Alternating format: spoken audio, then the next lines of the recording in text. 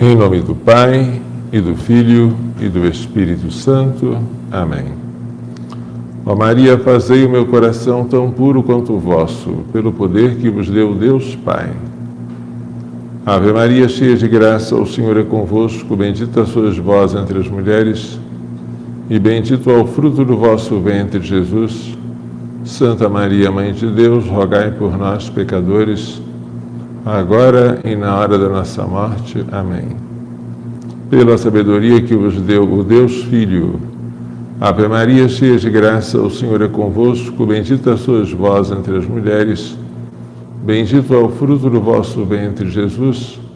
Santa Maria, Mãe de Deus, rogai por nós, pecadores, agora e na hora da nossa morte. Amém. Pela misericórdia que vos deu o Espírito Santo. Ave Maria, cheia de graça, o Senhor é convosco, bendita sois vós entre as mulheres, bendito é o fruto do vosso ventre, Jesus. Santa Maria, Mãe de Deus, rogai por nós, pecadores, agora e na hora da nossa morte. Amém. Em nome do Pai, e do Filho, e do Espírito Santo. Amém. Vamos agora começar esta nossa transmissão sobre a simplicidade das pombas e a prudência das serpentes. E para isso, vamos ler uma parábola que somente São Lucas traz em seu Evangelho e que é frequentemente mal entendida, a parábola do administrador desonesto. São Lucas 16, 1 a 8. Um homem rico tinha um administrador que foi denunciado por estar dissipando seus bens. Mandou chamá-lo e disse-lhe: "Que é isso que ouço dizer de ti? Presta contas da tua administração, pois já não podes ser administrador." O administrador então refletiu: "Que farei, uma vez que meu senhor me retire a administração? Cavar? Não posso. Mendigar? Tenho vergonha. Já sei o que vou fazer para que, uma vez afastado da administração, tenha quem me receba na própria casa." Convocou então os devedores do seu senhor, um a um, e disse ao primeiro: "Quanto deves ao meu senhor?" 100 barris de óleo, respondeu ele. Disse então: "Toma a tua conta, senta e escreve depressa. 50. Depois disse a outro: "E tu, quanto deves?" 100 medidas de trigo, respondeu. Ele disse: "Toma a tua conta e escreve 80. E o Senhor louvou o administrador desonesto por ter agido com prudência, pois os filhos deste século são mais prudentes com a sua geração do que os filhos da luz. Lucas 16, 1 a 8. Palavra da salvação, glória a vós, Senhor. A explicação da parábola é a seguinte: segundo um costume tolerado na Palestina naquela época, o administrador concedia empréstimos com os bens do seu senhor.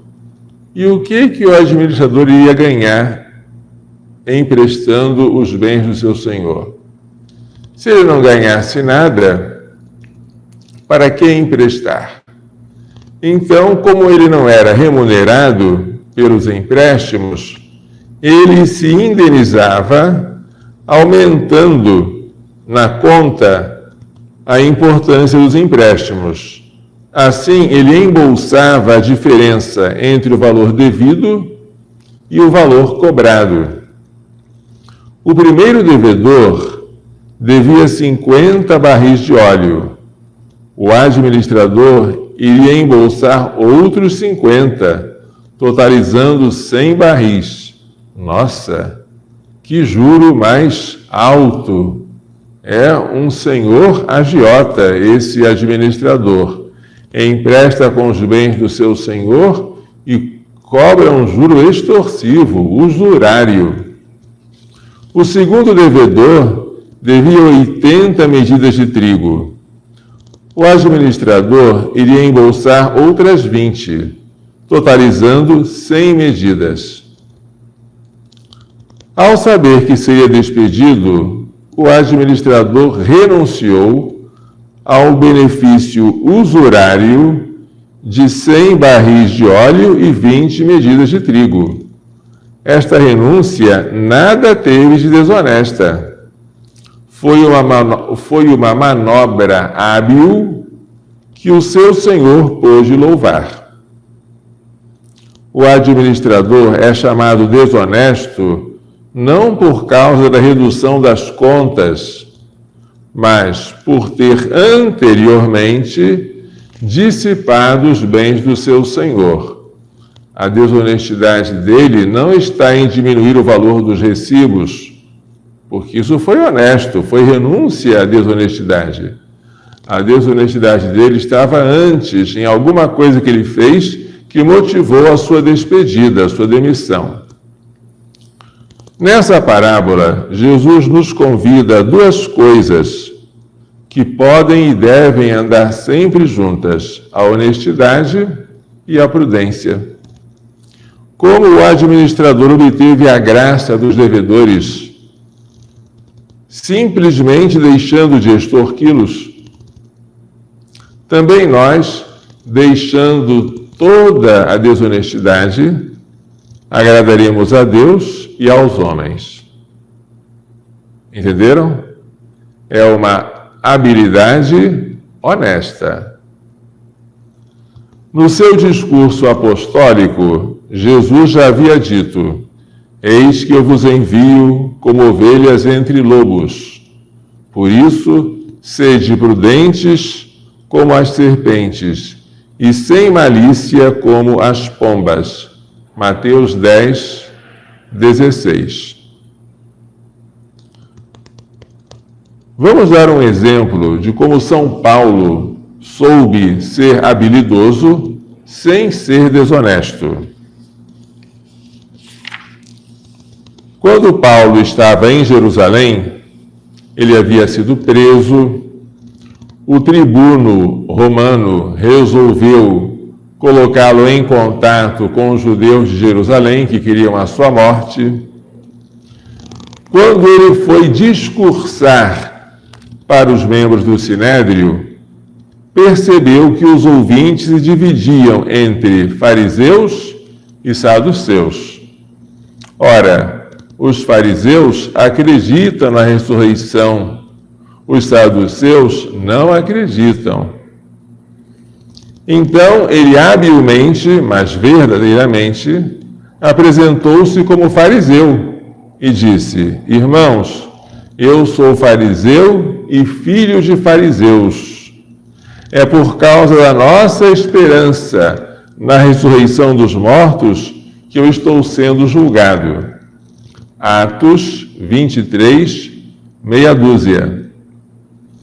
Como a doutrina da ressurreição era negada pelos saduceus, a palavra do apóstolo causou desunião na assembleia.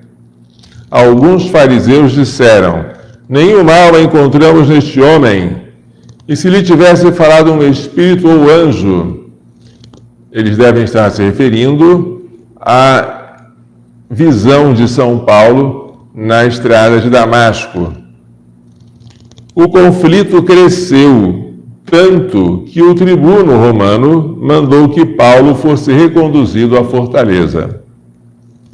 Note-se, como neste exemplo, sem jamais trair a verdade, o apóstolo demonstrou uma notável prudência que redundou em seu benefício. Os adversários se desuniram e ele acabou sendo privado de acusações, pelo menos naquele momento.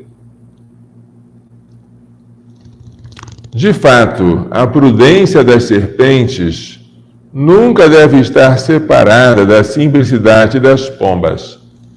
Se você for apenas prudente como as serpentes, você vai ser cruel, desonesto. Se você for apenas simples como as pombas, você vai ser ingênuo. As duas coisas têm que estar juntas, sempre. Mas, para quem interpreta mal a parábola do administrador desonesto, as consequências são muito graves. Vamos ver qual é a interpretação errada e a mais comum da parábola do administrador desonesto. É assim: o Senhor, já tendo seus bens dissipados pelo administrador, louvaria novamente a este quando, depois de anunciada sua demissão, viesse a causar-lhe novos prejuízos, privando-o de receber parte do dinheiro dos devedores. Segundo a interpretação errada, o administrador que já tinha sofrido, o Senhor que já tinha sofrido com aquele administrador, agora que vê o administrador fazendo uma desonestidade segunda com o dinheiro dele, diminuindo a quantia que deveria dar, que era devida pelos devedores, em vez de ficar com mais ira, ficaria agora com alegria e louvaria este administrador duplamente desonesto. Não faz sentido que o Senhor, duplamente lesado em seu patrimônio, elogiasse o administrador por ter sido prudente na última lesão. De fato, não faz sentido. A única interpretação possível é aquela: os empréstimos eram feitos pelo administrador com os bens do Senhor, e os juros eram acrescentados pelo administrador para que ele embolsasse a diferença. Só isso. E ao sair, ao ser ameaçado de demissão, ele renunciou àquele juro e alcançou a simpatia dos devedores sem nada fazer de desonesto. Apesar de errada esta interpretação de que eu já falei com vocês, é comum e perigosa. Ela serviria para concluir falsamente que, diante de uma pequena fraude, um pequeno furto, uma pequena mentira, Deus não consideraria tanto o pecado cometido quanto a astúcia com que ele foi praticado. E ele louvaria a astúcia do pecador sem olhar tanto para o pecado cometido. Esta parábola, mal interpretada, pode chegar a este absurdo. Ao enganar alguém pela mentira, a fim de salvar a vida de um bebê em gestação, seria mais importante o bom resultado, a vida humana salva, e a louvável habilidade de quem mentiu, do que a moralidade da mentira, que é sempre má. A mentira é sempre pecado, até a mentira jocosa, feita por brincadeiras. Sempre a moralidade da mentira é má. Mas, levando esta parábola para esta interpretação errada, quando você salvasse um bebê através de uma mentira dita a uma gestante, Deus olharia mais para a habilidade que você teve em mentir, louvável, para a vida salva, que foi o fim, do que para o pecado da mentira, que foi o meio. O fim não justifica os meios, mas uma interpretação falsa desta parábola pode dar a entender que Deus olha mais para o fim do que para os meios. E que Ele não se importa tanto com essas minúcias. Não é verdade. A mentira, diz o catecismo, é a ofensa mais direta à verdade. Mentir é falar ou agir contra a verdade para induzir em erro. Esta é a definição de mentira. No catecismo, ela está em 2483, 2483.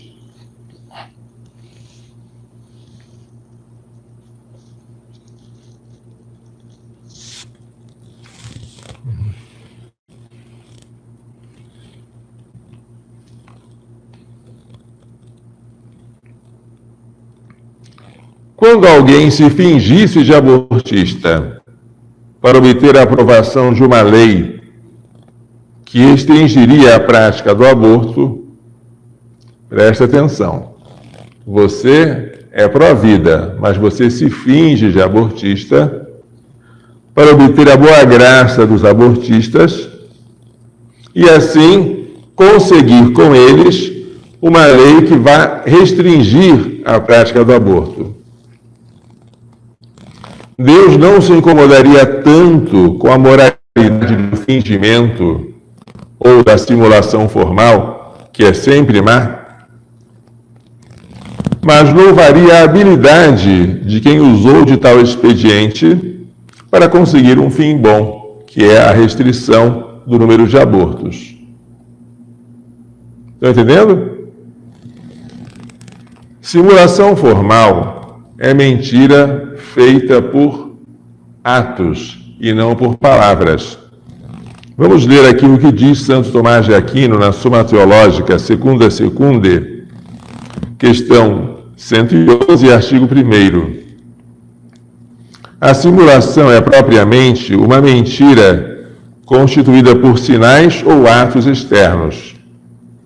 Como toda mentira é pecado, segue-se também que toda simulação é pecado. Presta atenção. Fingir-se de ser outra pessoa, outra que você não é, de ser algo ou alguém que você não é uma simulação. Se você diz, eu sou fulano de tal, eu não sou, eu estou mentindo. Mas se eu ajo, se eu pratico atos como se fosse o fulano de tal, dando a entender que eu sou, eu estou agora mentindo por gestos, atos ou sinais externos. Isto é uma simulação.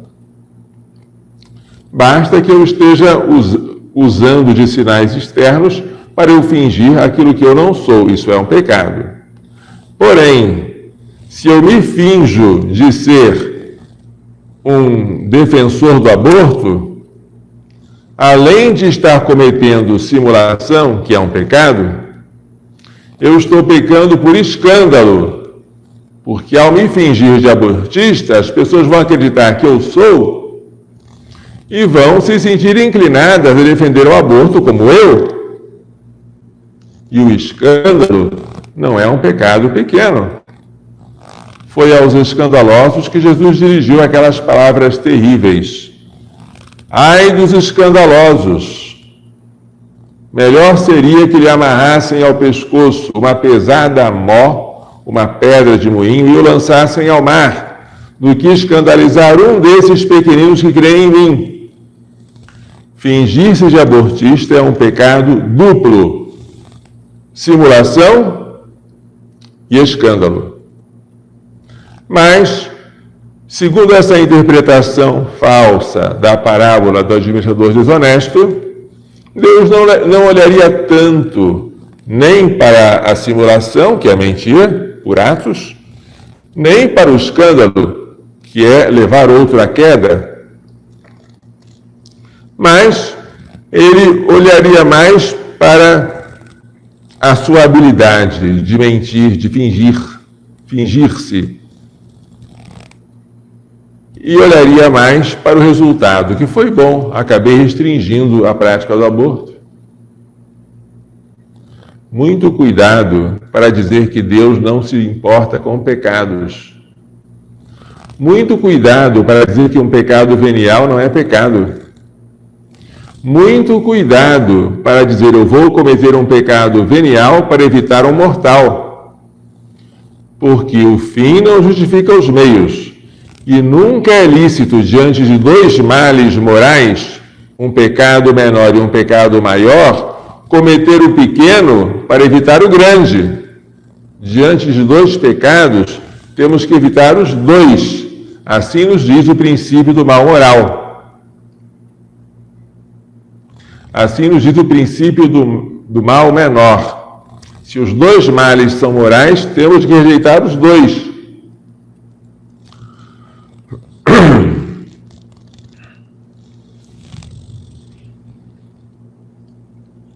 Até mesmo quem provocasse um aborto direto, cuja moralidade é sempre má, receberia louvores, se o fizesse com a intenção de batizar a criança antes de ela morrer.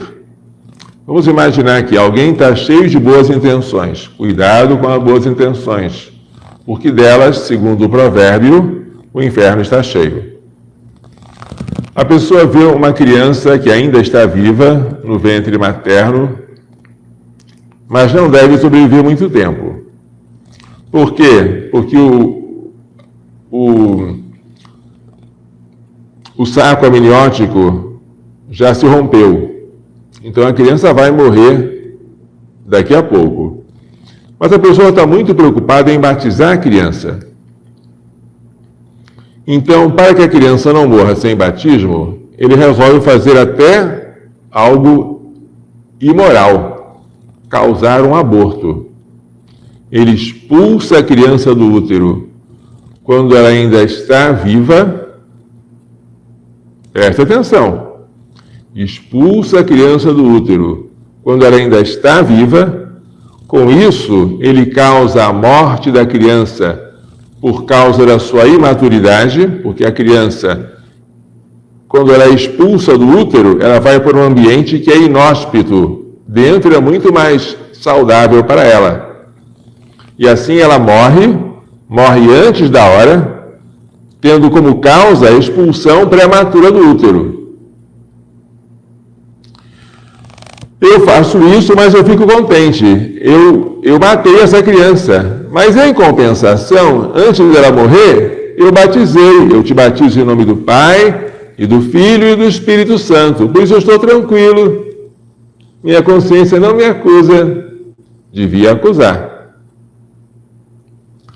Porque Deus não exige de nós que façamos o impossível, muito menos o pecaminoso, para batizar uma criança.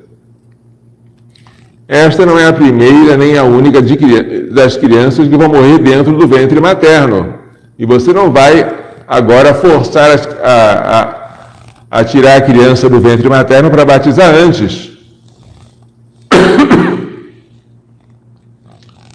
A gente deve batizar sempre que possível e estiver ao nosso alcance. Batiza. Mas, quando as crianças morrem sem batismo, devemos acreditar que é plausível que Deus use de outros meios, fora dos sacramentos, para obter o mesmo efeito que o sacramento do batismo traz. Isso São Tomás de Aquino já falava. Mas, se você interpreta mal esta parábola do administrador desonesto, e se você relativiza tanto assim o mal moral em vista do fim bom, você é capaz de fazer isso.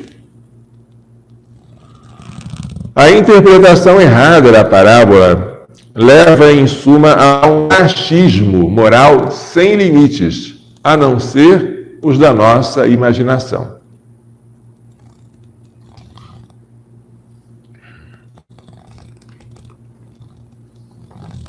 Vamos dar um exemplo de como a prudência separada da simplicidade é trágica. Prudência das serpentes separada da simplicidade das pombas. Vamos dar um exemplo bem simples aqui. A nossa querida deputada Cristorieto, que é um exemplo de deputada católica, ela estava para propor o projeto de lei 2893. Era o dia 15 de maio de 2019. E na iminência dela apresentar e protocolar o projeto, ela sofreu uma pressão enorme por amigos pró-vida para que ela não fizesse isso. Por quê? Porque aquele projeto, diziam eles, com prudência, mas sem simplicidade, seria trágico, porque ele iria revogar todo o artigo 128 do nosso Código Penal. Iria revogar todas as duas cláusulas de não punição do aborto. E, segundo eles, o Brasil não estava preparado para isso. O povo poderia se contentar em revogar uma única cláusula de não punição do aborto, que seria a gravidez resultante de estupro, mas a outra, que é o aborto como meio para salvar a vida das gestantes, o povo ainda não estava preparado. Tinha que ser um segundo momento, passo a passo. Primeiro, você ia destruir o aborto em caso de estupro. Depois,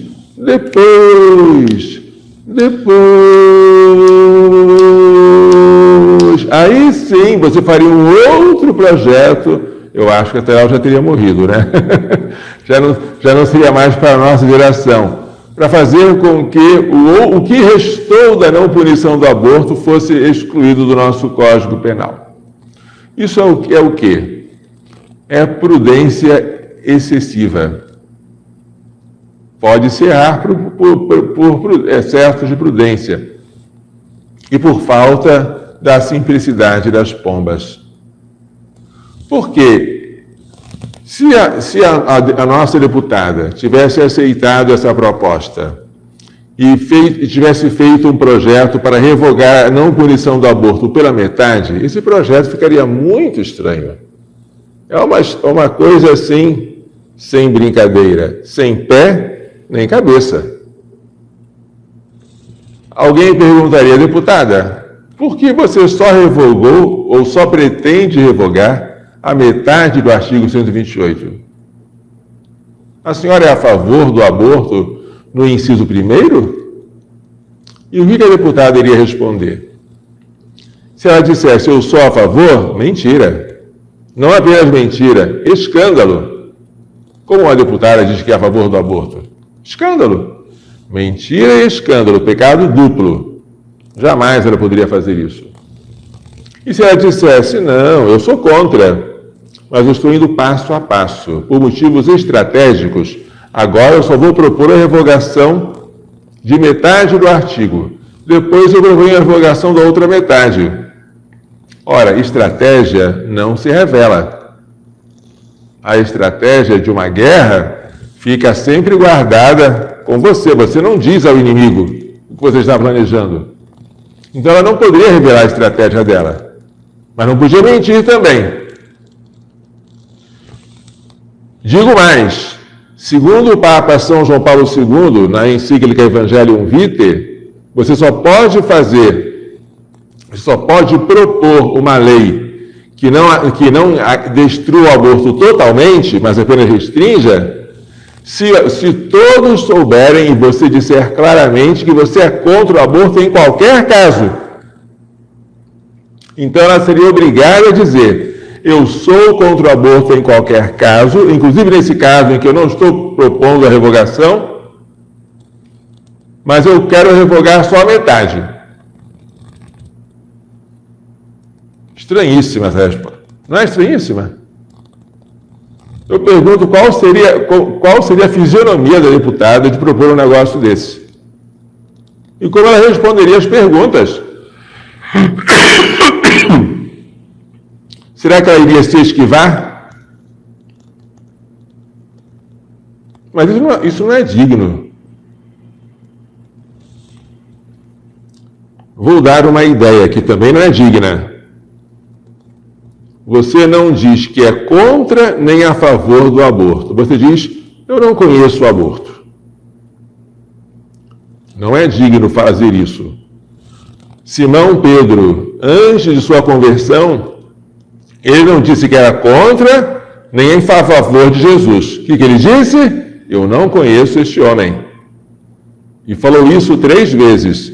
Será que pretenderiam que a deputada Cris dissesse, eu não conheço este homem, não 1, 2, 3 vezes, mas inúmeras vezes, até que o projeto dela fosse aprovado, para revogar o aborto pela metade? Vocês estão entendendo? Quando a gente fica com escrúpulos, com medos, com aquelas não me toques, cheio de dedos, não podemos avançar porque isso é perigoso, temos que ir bem devagarzinho. Quando a gente fica com... Isso aí não é de Deus. Não é de Deus. Porque Deus quer que a gente faça o que está ao nosso alcance, mas que conte com a sua providência. E além disso, o saudoso Dom Manuel Pestana Filho dizia, Deus exige de nós não a vitória, mas a luta.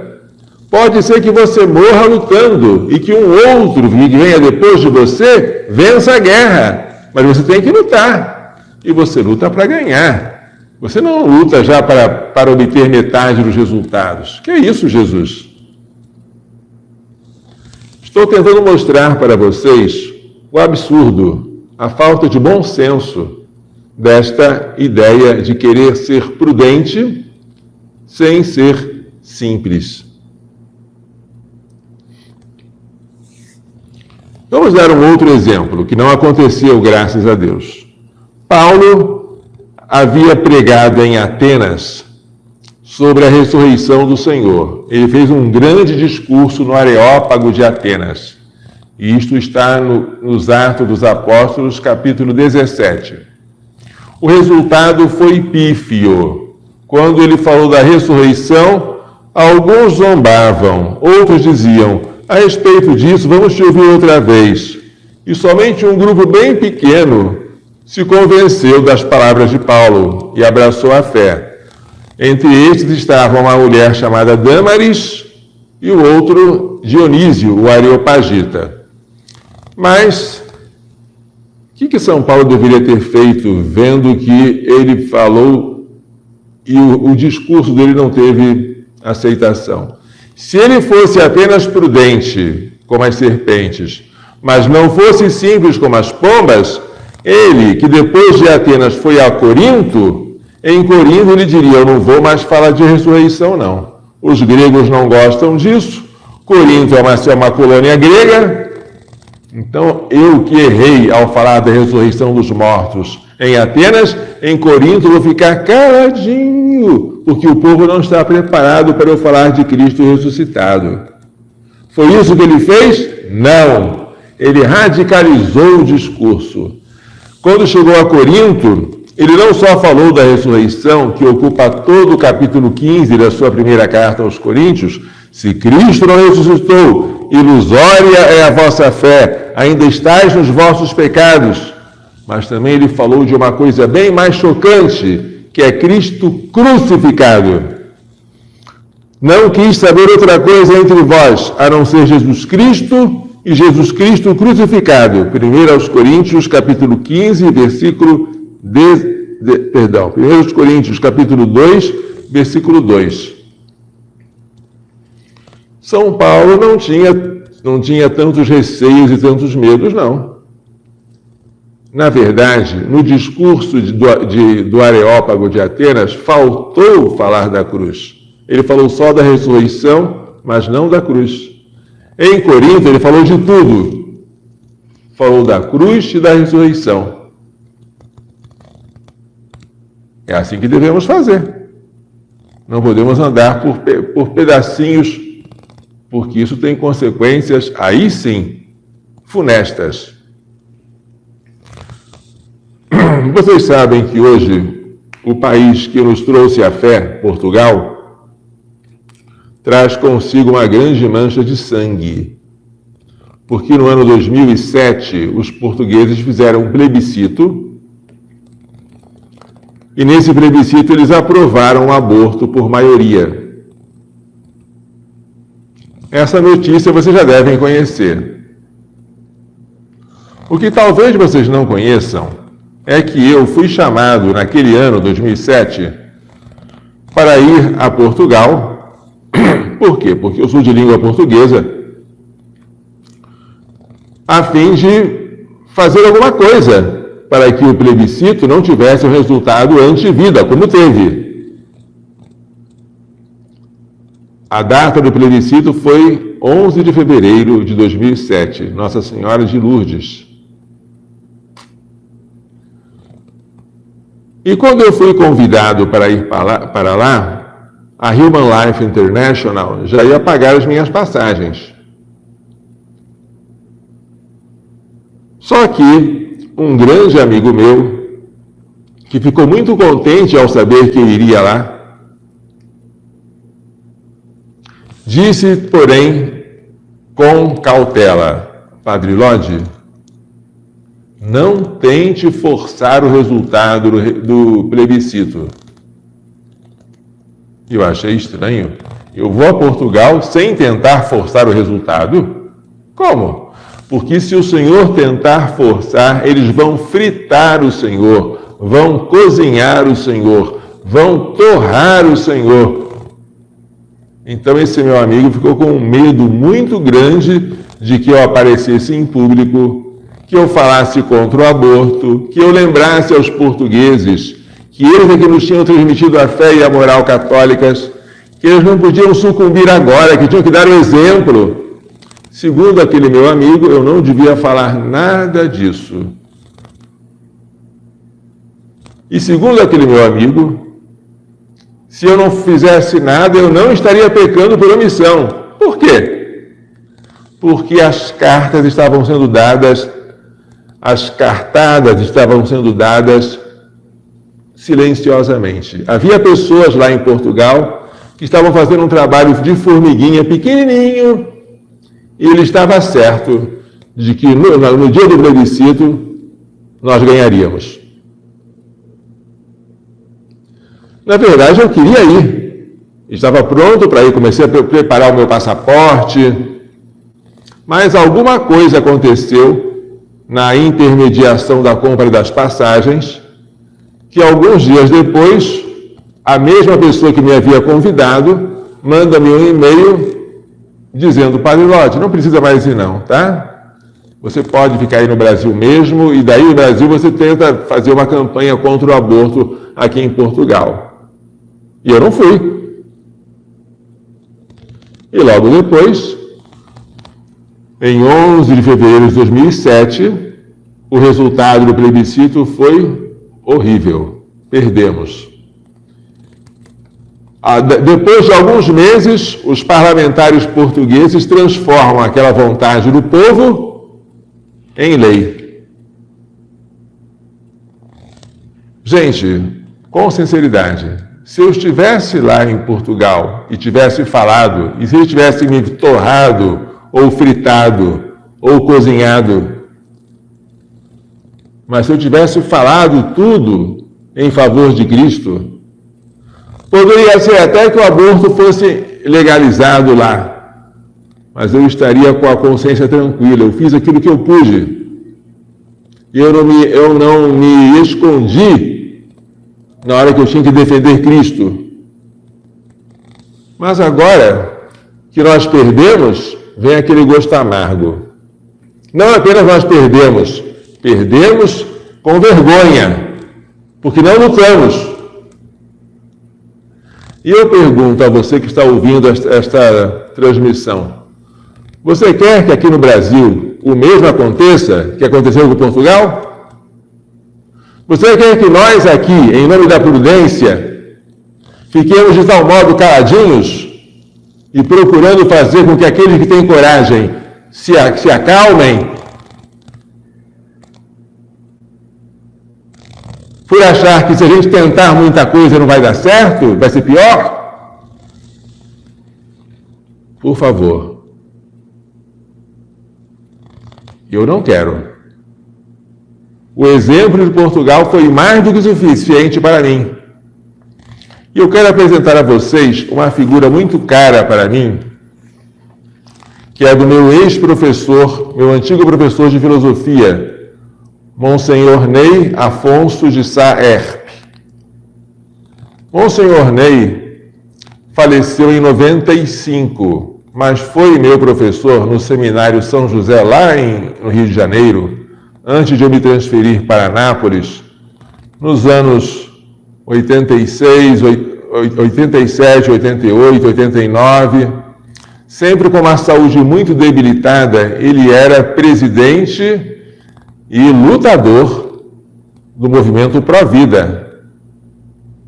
Este Monsenhor Ney Sá Herpe, uma certa vez, foi às portas do cinema com estola e túnica para fazer desagravo a Nosso Senhor, que estava sendo ultrajado pelo filme A Última Tentação de Cristo. Monsenhor Ney, que era pró-vida, não pensou, será que vale a pena ir para o cinema?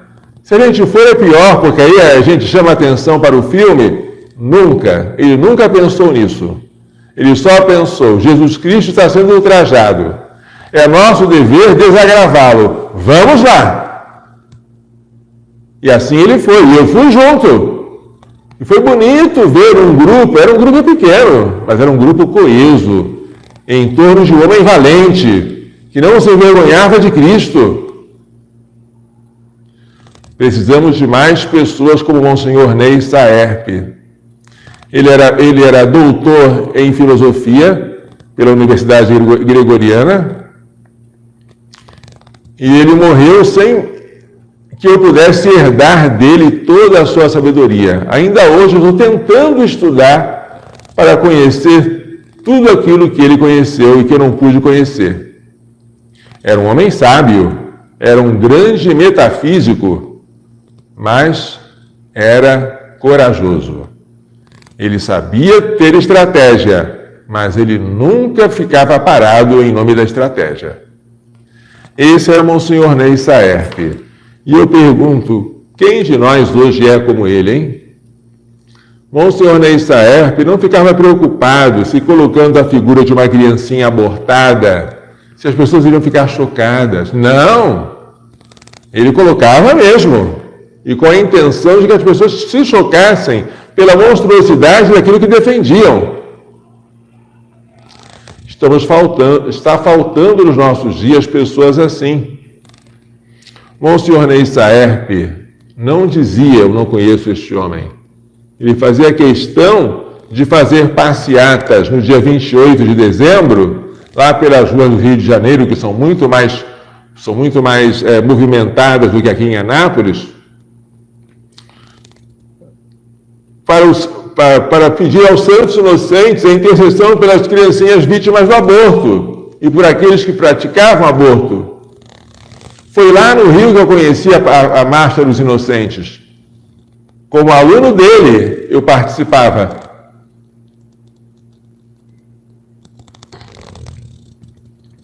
Eu pergunto, se nós passarmos a vida inteira lutando em favor de Cristo, mas escondendo que somos cristãos, algum de nós vai morrer mártir? Não. O mártir é aquele que dá a vida pela fé que defende. Mas para dar a vida, ele tem que não renegar Cristo quando for perguntado.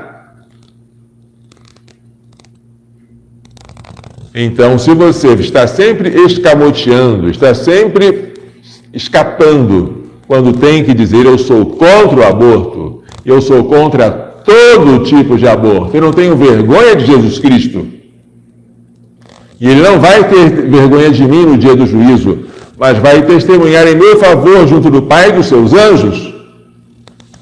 Se nós fizermos isso de verdade, aí sim. Mas se ficarmos com excessos de estratégias, em cima de estratégias, de temores em cima de temores, de medos associados a novos medos, nós nunca vamos conseguir nada. E sabe quem é que diz isso no que se refere à vida espiritual? Santa Teresa de Jesus. Eu estou lendo Castelo Interior ou Moradas de Santa Teresa. Veja uma passagem aqui que tem tudo a ver com o que nós estamos falando. Sempre passo a passo, jamais chegaremos ao termo do caminho, dizia ela, para as almas que estavam sempre com medo de começar, de iniciar a caminhada. Eu não posso, tenho pouca saúde, não tenho, sei. Sempre passo a passo, jamais chegaremos ao termo do caminho. Vamos caminhando com tanto siso que tudo nos assusta, tudo nos amedronta. Não ousamos dar um passo à frente. Entreguemos nas mãos do Senhor nossa razão e nossos temores. Quanto a nós, tratemos somente de caminhar depressa para ver esse Senhor. Depressa. Era algo que São Paulo também dizia. São Paulo sabia que ele havia sido alcançado por Cristo no caminho de Damasco. Mas uma coisa ele fazia: esquecendo-me do que fica para trás e avançando para o que está adiante, prossigo para o alvo, para o prêmio da vocação do alto, que vem de Deus em Cristo Jesus. Filipenses 3, 13 a 14. Nós também devemos fazer isso. Esquecer o que fica para trás e prosseguir adiante. Corações ao alto. O nosso coração tem que estar em Deus. Uma coisinha que vocês devem ter percebido é que a chamada restrição mental é mentira. Não, padre. Vou falar com todas as letras. Mentira é sempre pecado. Está escrito isso no Catecismo Romano de São Pio V, no Catecismo Maior de São Pio X, no Catecismo da Igreja Católica. Não há nenhum catecismo oficial da Igreja Católica que dê alguma exceção para a mentira. Jamais. E nenhum catecismo, nem o nosso atual, que foi promulgado em 92, e a edição típica é de 97, ele não dá nenhum tipo de brecha ou de exceção para a mentira. Nunca. E nenhum dos catecismos, antigos ou novos, jamais falam de uma coisa chamada restrição mental. Jamais. E o magistério da Igreja? O magistério da Igreja fala uma única vez da restrição mental, para dizer que ela está errada, que não se pode usar dela. E ponto final. Isso foi uma das condenações de Inocêncio XI. Estão no Denzinger, aquele livro grosso que contém as definições de fé e moral. A única vez em que o magistério da Igreja se pronunciou sobre a restrição mental foi contra, e nada mais do que isso. Mas depois vieram os moralistas de fazer distinções. Quando o Papa quer dizer contra a restrição mental, ele está falando da restrição puramente mental. Mas pode haver alguma outra restrição não puramente mental, em que a pessoa ela omita uma parte da frase que o outro pode entender com a sua prudência. Vamos lá. Se você pergunta, seu pai está em casa? Não, meu pai não está. Evidentemente, a pessoa vai entender, não está em casa. Mas se você fizer uma restrição mental, não está para te atender, isso é mentira. Pura e simplesmente mentira. Você furtou meu livro? Não. Com a mão esquerda, eu furtei usando a mão direita. Isso é mentira. Você já esteve em Roma? Já. Em pensamento. É mentira. Pura e simplesmente mentira. Você quer... quanto você cobra para fazer um aborto? Aí você pensa assim: um aborto está custando R$3.000. Mas você fala: olha, eu farei um aborto, não falei que eu faço aborto, pensei no preço que está sendo cobrado aí. Para com isso, gente. A pessoa só pode entender que você está falando que quer fazer aborto e que cobra isso. Não tem outro jeito. Isso é mentira. Quando é que vai ser o aborto? Aí você, sem falar a palavra aborto, diz: o procedimento será na segunda-feira, pensando que o procedimento é uma outra coisa e vai acontecer em outro lugar. Isso é mentira. Pura e simplesmente mentira. É a restrição puramente mental. A restrição não puramente mental era uma coisa tão excepcional que nem valeria a pena falar dela. Podemos viver muito bem sem ela.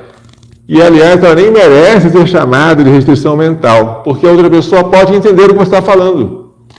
Só para vocês entenderem, sem dar muita trela para isso. Se perguntam a um padre se ele sabe quem cometeu determinado crime, o padre sabe, mas ele sabe porque ele ouviu confissão. Confissão é sigilo absoluto, inviolável.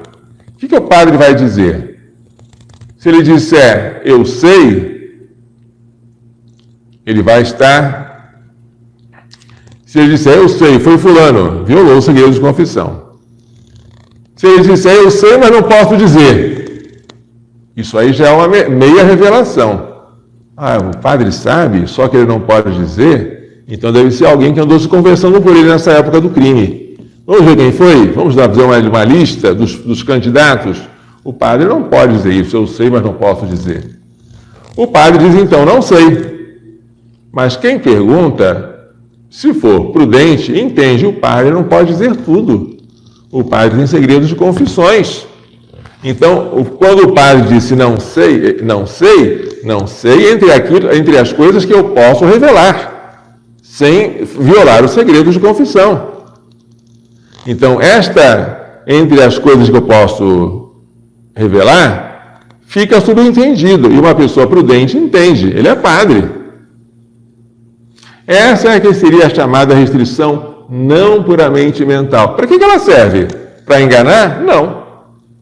Para induzir a erro? Não. Serviria para ocultar a verdade. Mas é uma coisa tão restrita que não valeria a pena a gente chamar de restrição mental. Eu não chamaria, para não causar confusão no povo. Eu ensinaria, e se você for papa um dia, tente ensinar assim: restrição mental é sinônimo de mentira, ponto final. E essa tal de restrição não puramente mental, não vamos chamar de restrição mental. Vamos dar um outro nome para ela, ocultação da verdade. Mas não vamos falar nada disso, para evitar essa confusão que está dando. Porque, hoje em dia, essa tal de restrição mental, que é mentira, está sendo utilizada agora para substituir a mentira como se ela fosse verdade. Como se fosse lícita, e está sendo utilizada infinitamente, não só para ocultar a verdade, mas para induzir o outro ao erro. E as pessoas ficam contentes. Veja quantas criancinhas eu salvei por meio da mentira. Cuidado com isso, hein? O Padre Pio dizia que as mentiras socialmente aceitas e facilimamente cometidas, essas mentirinhas, são jaculatórias feitas ao diabo. Você pode, cometendo o pecado da mentira, ter muito êxito, mas quem está tão preocupado em praticar coisas que não são mentira, mas que estejam coladas à mentira, são pessoas que têm um grande amor pela mentira. Ai, se eu pudesse mentir. Ai, se eu pudesse. Se eu pudesse mentir como mentem os advogados, os detetives, os policiais. Ai, se eu pudesse mentir. Já que eu não posso, eu vou me aproximar da mentira até o limite do impossível. Você não se aproxima até o limite do impossível, não. Você mente mesmo. Mas eu vou dizer que não estou mentindo, para tranquilizar a minha consciência e a dos outros. E para dizer que eu não estou mentindo, vou mostrar o meu resultado. Olha só, quantas criancinhas eu já salvei. O fim não justifica os meios. E a moralidade de uma ação não se vê pelas consequências boas ou más dela. A mentira tende a um fim intrinsecamente mau, que é contradizer a verdade. Cuidado com a mentira, porque o pai dela é o demônio. Porque ele é o mentiroso e o pai da mentira. E quando mente, faz aquilo que lhe é próprio. A verdade não é um fardo que nós temos de carregar. Não. A verdade é a nossa arma. A armadura da luz. Nossa Senhora está vestida de sol, tendo a lua debaixo dos pés e no céu uma coroa de 12 estrelas. E nós temos que ser como ela.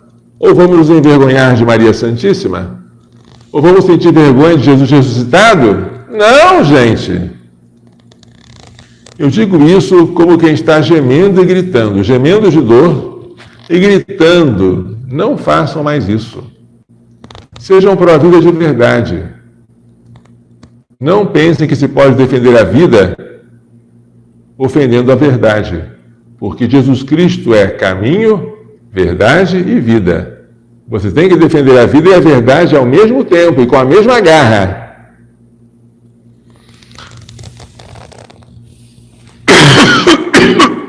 Perdão.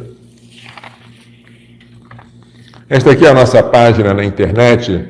Você pode visitá-la e pode mandar para este e-mail as suas perguntas ou dúvidas. Eu sempre leio. Vai diretamente para mim, tá? Este aqui é o Brighton, uma plataforma que respeita a liberdade de expressão e que não censura os vídeos como o YouTube censura. Eu estou publicando periodicamente aulas de um curso de bioética que foi dado em 2018 na Faculdade Católica de Anápolis.